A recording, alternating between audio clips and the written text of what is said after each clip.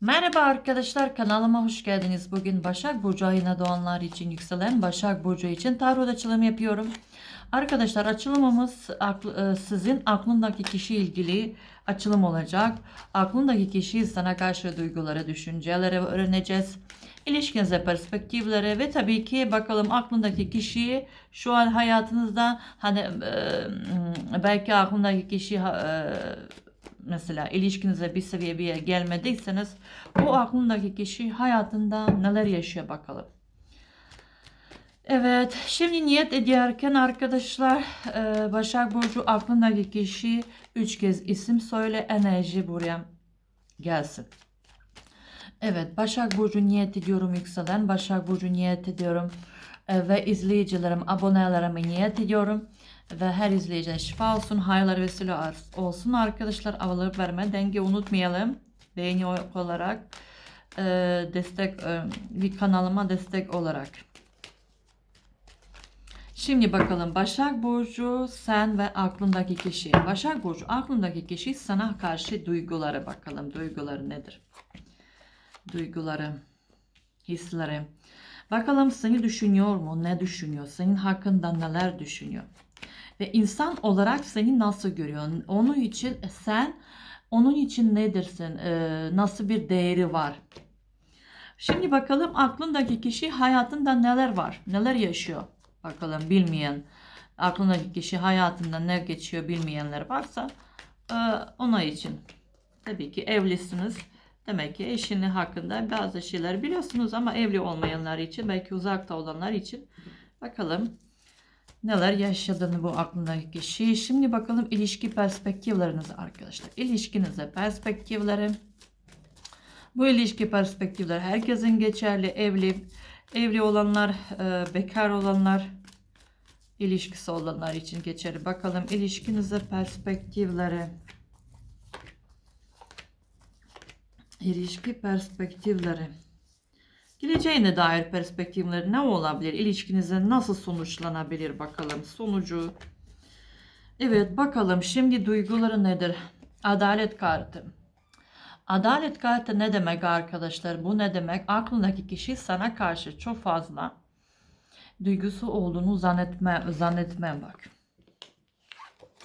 Zannetme bak, ne yaptınız, ne yaşadınız bilmiyorum ama artık görüyorum aranızda bir hesaplaşma var.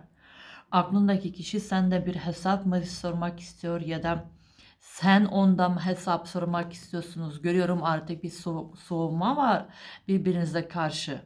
Buradan görüyorum bir çöküş, yıkım, duygusal bir yıkım. Demek ki bir şey yaşadınız görüyorum bak, yaralı. İkiniz de yaralısınız. İkiniz de bir çöküştesiniz. Ve aranızda artık bir hesap. Belki birileri bir intikam duygusu da olabilir arkadaşlar. Tılsım şövalyesi. Buradan duygusal olarak birbirinize karşı bir şey hissettiğini buradan görmüyorum. Özellikle aklındaki kişi sana karşı duygulara bakar mısın? Bu çıkan kartlara ne demek? Bir hissiyatı yok, hatta belki vardı, bak arkadaşlar vardı çünkü sana karşı belki seni çok seviyordu ama şu an sanki bir acı çekiyor. Ve kendini yıkılmış hissediyor. Duygusal olarak çöküşte hissediyor. Kendini çok yaralı hissediyor. Ne bileyim ne yaşadıysanız ve bir sanki adalet istiyor aklındaki kişi. Adalet. Bakalım senin hakkında ne düşündüğünü. Senin hakkında neler düşünüyor? Senin hakkında neler düşünüyor? Sürekli bak sana bak düşünüyor, buradan görüyorum. Seni düşünüyor. Sana ilgili yeni bir planları var aklında. Ve buradan görüyorum sen ona hayal kırıklığı uğrattı. O sana emek verdi, harcamış ama sanki sen de istediğin şeyler alamamış. Bunu düşünüyor. Ve sürekli bunu düşünüyor. Ve sürekli söylüyor ki bana yalan söyledi düşünüyor. Biraz bana karşı dürüst değildi, ya bazı sorumlulukları üstlenemedi. Bazı kaçamazlık yaptı. Aklındaki kişi bak seni dürüst görmüyor. Aklında bu. Ve bunu hayal kırıklığı uğratmasın. Sana karşı emeği harcamış.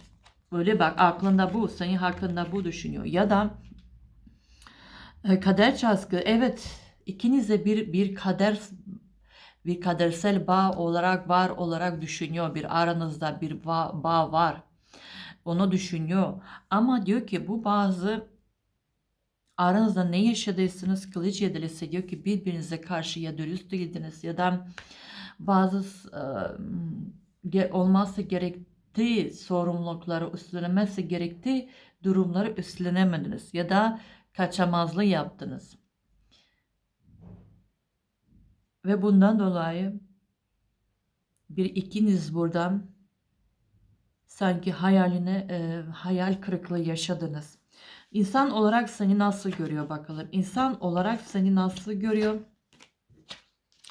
İnsan olarak seni nasıl oluyor? Onun için değeri nedirsin? Sana karşı bak öyle söyleyeyim. İnsan olarak seni Joker kartı ne demek? Biraz özgürlüğü seven bir insansın. Bağımsız bir insansın ve biraz daha olgulaşmamış bir insansın görüyorsun. Daha çocukluk davranışları var sende gibi görünüyor. Onu seni öyle görüyor. Çocuklu ama asa altısı evet hırslısın, başarılısın ve çok fazla kontrolcüsün. Seni öyle görüyor. Evet onun için değerli ne desin? Denge kartı. Evet onun için nasıl diyeyim değerli bir insansın. Çünkü denge kartı diyor ki bir aranızdan bir şey vardı, uzun vadeli bir şey vardı, olabilirdi. Vardı ya da dediğim gibi sen ondan bir değeri kazanmasın. Ama bazı senin davranışlardan dolayı sorumsuz da bak Joker kartı sorumsuz davranışı düşünmeden ona karşı davrandığı için biraz seni artık sana karşı biraz sorumsuz görüyorsun sana öyle söyleyeyim. Şimdi bakalım Başak Burcu aklındaki kişi şu an hayatında neler oluyor? Hayatında neler oluyor? Hayatında neler oluyor? Görüyorum bu kişiyi kılıç sekizlisi görüyorum. Bir şey eli kolu bağlı. Eli kolu bağlı bir şey burada sanki bir şey üzerine bir kısıtlama var. Bu insan belki yabancı olabilir. Belki yurt dışına ilgili bir çıkış yasağı olabilir. Başka bir sanki hayatında bir şey almış, bir sonuç almış ve bu sonuç ona biraz kısıtlama yaratmış. Ne demek? Sanki şu an bir baskı altında olabilir. Şu an hayatında biraz kargaşa gibi görünüyor. Kargaşa, çevreyle ilgili biraz kaos var hayatında. Kaos var hayatında üzerine biraz kısıtlama bazı durumları bazı şeyler sanki onun özgürlüğü kısıtlanmış görüyor. Şu özgürlüğü kısıtlı görüyorum şu an ondan. Kılıç ağası şu an evet bazı insanlar da iletişim içerisinde ama bu iletişim içerisinde olduğu insanlar pek bu insanlar yakın değil. Kılıç prensi ve biraz buradan görüyorum hayatında bazı şu an çok fazla şikayet var. Hayatında biraz şu an şikayetini görüyorum. Bakalım ilişkinize perspektifleri ne olabilir? Aklındaki kişiyle ilişki perspektifleri ne olabilir? Arkadaşlar ilişki perspektifleri güzel. Arkadaşlar size öyle söyleyeyim. Kupa onlusu ve kupa ikilisi bu aklınızdaki kişiyle ilgili bir ilişkisi olur. Bak ilişkisi olur. Beraberliğiniz olur. Ne demek? Yakın zamanda aranızda bak şu an ayrı olanlar varsa mesela mesafeli olanlar varsa bunu da tekrar diyor ki kartımız diyor ki bunu bir tekrar birleşeceksiniz. Tekrar birleşeceksiniz, bir görüşeceksiniz, konuşacaksınız. İlişki perspektifleri var ama kılıç olması buradan gösteriyor ki aynı şeyler durumlar olur. Ne insan o değişmez. Değişmez. Şu an yaşadığınız aynı bak. Şu an yaşadığınız bazı kırıcı olaylar. Size bak yıkıcı olaylar tekrar önünüze çıkacak. Tekrar ne kadar tekrar birleşseler aynı olaylara bak. Aynı olaylar ne demek? Bu kılıç olması aranızda bir şey var. Belki bir şiddet, belki bir ihanet. Bilmiyorum artık kim neler yaşadıysa. Bu konuda bu insan değişmiyor. Hala bak ikiniz de bu kılıç yedili yeni aynı sorumlulukları üstlenemiyorsunuz. Yeni aynı hatalara aynıya düşeceksiniz. Aynı hataları tekrar yapacaksınız gibi görünüyor. Ama ilişki perspektifleri ne? Olur. Bir beraberlik olur. Hatta bir aile kurmaya kadar gidebilir. Eee, Hadi evli olanlar için evet aile bir ortamı var. Ama ilişki perspektifleri, aile ortamı var. Ama güneş kartı bazı buradan hoş olmayan olaylar çıkabilir. Bak kılıç onu birbirinize biraz da söylediniz. Küçük o yalanları, bunları dediğim gibi geleceğinize dair bazı tekrar bak size büyük bir yaralar açabilir. Bu konuda dikkat edin. Evet ilişkiye perspektifi olmak istersen artık birbirinize karşı dürüst olmalısın. Bazı sorumlulukları gerekli olan sizden istenen olanları üstleneceksiniz. Yoksa bu aynı durum olacak görünüyor. Hani mesela ilişkisi olanlar için şu an aranızda bir soğuma var. Belki mesela evli olan hatta belki bir boşanmaya da düşünüyorsunuz olabilirsin. Ama kartlarımız diyor ki evet tekrar bir araya geleceksiniz arkadaşlar. Konuşacaksınız, anlaşacaksınız. Belki de barışacaksınız, birleşeceksiniz tekrar ama ilişki dediğim gibi burada bazı yeni aynı hataları devam ediyor. Aynı hatalar düzelmiyor. Bakalım sonucu. Sonucu arkadaşlar bak sonucu burada sonuç güzeldi. Ne demek? Bu çıkmaz. Sonuç görüyor ki bazı bu aklınızdaki kişi ve sen bir şey çıkmazdasınız. Çıkmaza önünüze açık değil.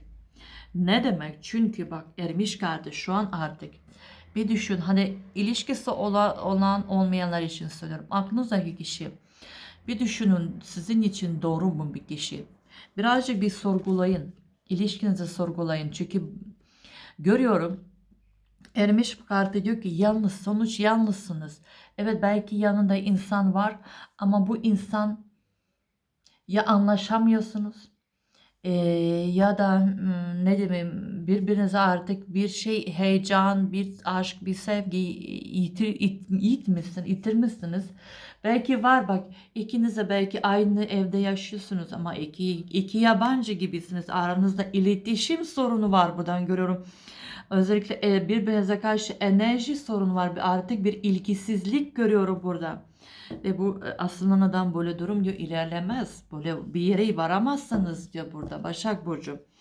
Ne demek bazı artık buradan ne demek hayat tarzınızı değiştirmek gerekir. Ne demek ya da partneri değiştirmek gerekir. Ya biraz düşün bu senin için doğru mu kişi değil mi? Acaba senin karaktere uygun mu? Senin hayatına uygun mu bir kişi bir düşün. Ya da dediğim gibi bir şey değiştirmen gerekecek artık burada. Hayat tarzı, bakış açısı, düşünceleri. Demek ki bazı düşünceniz, hayat tarzı şu anki hayata göre uymuyor ya da çok mesela bakış açısı artık sizin modası geçmiş olabilir. Bir şey farklı yapmanız gerekir. Bir de şey değiştirmeniz gerekir arkadaşlar. Çünkü böyle ilerlemez bak yalnızlık sonra görüyorum. Alıp her şeyi alıyorsunuz gidiyorsunuz bir ışık arıyorsunuz görüyorum. Başka bir şey arıyorsunuz. Onun için aklınızdaki kişi ilgili bir şey değiştirmedikçe böyle ilerlemez çıkmaz sokağa. Şimdi bakalım bu kartlarımız neler söyleyecek. Başak Burcu ve aklındaki kişi. Başak Burcu ve aklındaki kişi bakalım. Bunlar ne gösteriyor bu kartları? Beklemek. İkiniz de beklemedesiniz. Özlem de var. Birbirinize karşı bir karşılıklı bağımlılık var ve suçluluk. Burada ikinizde birinde bir suçluluk hissi var. Ya sende ya onda olabilir. Çözüm. Evet bir şey çözüm aramanız gerekir. Ne demek? Bir çözüm, bir orta yol bulmanız gerekir. Bir çözüm bulmanız gerekir arkadaşlar. Öyle söyleyeyim. Bu çözüm bak aydınlık güneş kartı. Bu çözüm sizin için aydınlık olur ama bu bir çözüm nasıl bir olmalı? Hem sana hem karşındaki kişiye hem hanenize göre bir çözüm olmalı. Böyle bir anlaşma yapmalısınız. Herkes rahatlamalı. Dedim ki bir çözüm var ve çözüm arayın. İnanın bulacaksınız, isterseniz bulacaksınız. Bir şey yapmanız gerekiyor, bir şey değiştirmeniz gerekiyor ve bulduğunuz çözümler sizin için aydınlık getirecek, hayatınıza aydınlık getirecek. Arkadaşlar bugün açılımımız da sona erdi. İnşallah aklındaki kişiyle ilgili her şey sizin istediğiniz gibi olur. Sizden rica video beğenmeyi, abone olmayı unutmayın. Hoşça kal.